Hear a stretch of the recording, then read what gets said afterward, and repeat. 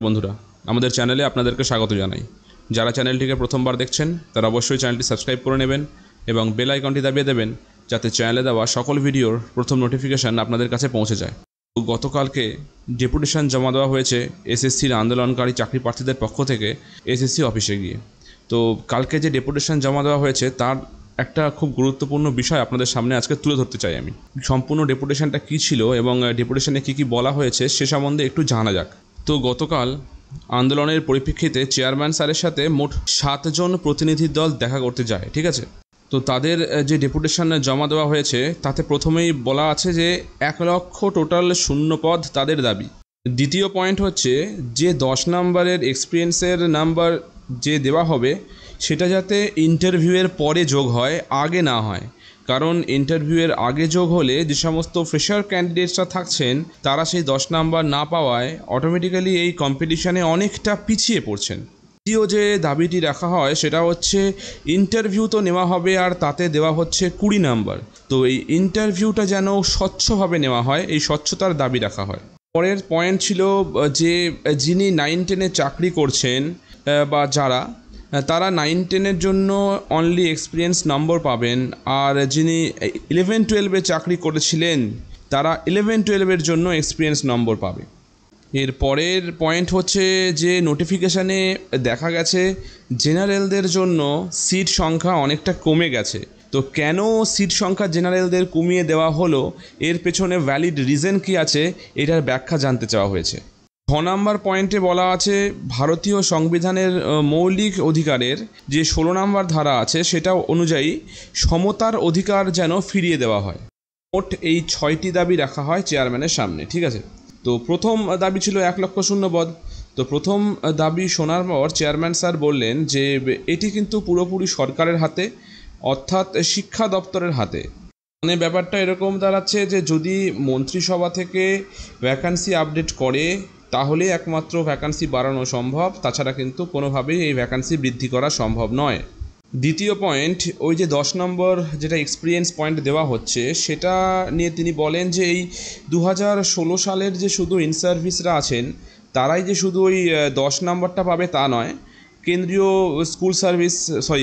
স্কুলের কর্মচারীরা এবং রাজ্য স্কুলের সকল কর্মচারীরাই কিন্তু, যেমন ধরে নেন প্যারা টিচার হোক বা সেটা কেভিএস টিচার হোক বা তিনি নবোদয় বিদ্যালয়ে চাকরি করেন, তারাও কিন্তু এই 10 নম্বর এক্সপিরিয়েন্স পয়েন্টটা অবশ্যই পাবেন।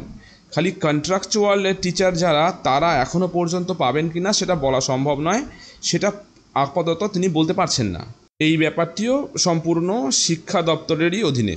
নম্বর যে ছিল এক্সপিরিয়েন্সের 10 নম্বরটা যাতে ইন্টারভিউয়ের পরে যোগ হয় যে দাবিটা ছিল, তার পরিপ্রেক্ষিতে তিনি বলেন যে দেখুন এই ব্যাপারটা পুরোপুরি শিক্ষা দপ্তরের গ্যাজেট তৈরির ওপরে ডিপেন্ড করে চলেছে। তো যেহেতু গ্যাজেট ওইরকমভাবে তৈরি করা আছে, তো সেই সিদ্ধান্ত অনুযায়ী কিন্তু স্কুল সার্ভিস কমিশন কাজ করবে, এখানে আমাদের কিছু করার নেই। এর সাথে তিনি এও বলেন যে এই যে এক্সপিরিয়েন্সের 10 নম্বর পয়েন্ট আছে সেটা কিন্তু 9, 10, 11, 12-এর সকল টিচাররাও পাবেন, কিন্তু প্যারা টিচাররা কিন্তু এই এক্সপিরিয়েন্সের নম্বর পাবেন না। এরপর জেনারেলদের সিট কমে যাওয়া প্রসঙ্গে তিনি বলেন যে জেনারেলদের সিট থেকে ইডাব্লিউএস ক্যাটাগরি এবার যোগ করা হয়েছে। এবার যেহেতু এটা একটা নতুন ক্যাটাগরি এসেছে, এই ইডাব্লিউএস ক্যাটাগরির জন্য জেনারেল সিট এবার আগের বারের তুলনায় অনেকটাই কমে গেছে। 5 নাম্বার প্রশ্ন ছিল যে স্বচ্ছতার সাথে যেন ইন্টারভিউ সবগুলো নেওয়া হয়। তো এই প্রশ্নে উনি বলেন যে এখনও পর্যন্ত সব কিছু স্বচ্ছতার সঙ্গেই উনি করে আসছেন, সব রকম পরীক্ষা চরম স্বচ্ছভাবে পরীক্ষা হয়েছে এবং পরবর্তীকালেও সম্পূর্ণ যে প্রসেসটা আছে সেটিও সম্পূর্ণ স্বচ্ছতার সাথেই সম্পন্ন করা হবে, এটা নিয়ে তিনি নিশ্চিন্ত থাকতে বলেছেন। এছাড়াও অনেকে প্রশ্ন করছিল যে এসএসসিতে কিছু কোয়েশ্চেন সিলেবাস বহির্ভূত এসেছে। তো এই ব্যাপারে উনি বলেন যে এসএসসি এই জন্য সমস্ত রকম প্রশ্নকে চ্যালেঞ্জ করার একটা টাইম দিয়েছে। তো এর মধ্যে যাদের যেটা মনে হবে সেটা চ্যালেঞ্জ করে বসবে। তো এর বাইরে তিনি আর কিছু বলতে পারলেন না বা চাইছেন না।